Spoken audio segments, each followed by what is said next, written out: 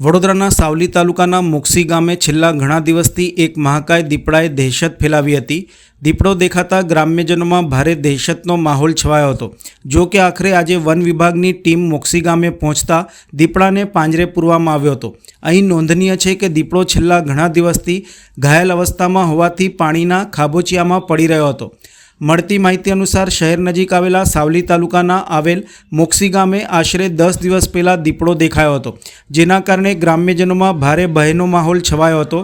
દીપડો દેખાયો હોવાથી ગ્રામ્યજનો ખેતરમાં જવા પણ ફફડતા હતા। આ સાથે લોકો રસ્તે નીકળતા પણ ગભરાતા હતા। તેવામાં આજરોજ દીપડો મોક્ષી ગામની સીમમાં ફરી દેખાતા ગ્રામ્યજનોએ પોલીસને જાણ કરી અને સાથે સાથે વન વિભાગને પણ જાણ કરવામાં આવી હતી। મોક્ષી ગામની સીમમાં પાણીના ખાબોચિયામાં બેઠેલા મહાકાય દીપડાને પાંજરે પૂરવા વન વિભાગે વહેલી સવારથી જ મથામણ શરૂ કરી હતી। જો કે આખરે કલાકોની ભારે જહેમત બાદ દીપડાને પાંજરે પૂરવામાં આવ્યો હતો। આ સમયે દીપડો ઘાયલ અવસ્થામાં જોવા મળ્યો હતો। દીપડાને કોઈ કારણોસર ઈજા પહોંચી હોવાથી તે પાણીના ખાબોચિયામાં પડી રહ્યો હોવાનું જાણવા મળી રહ્યું છે। આખરે દીપડો પાંજરે પૂરાતા ગ્રામ્યજનોએ રાહતનો શ્વાસ લીધો હતો।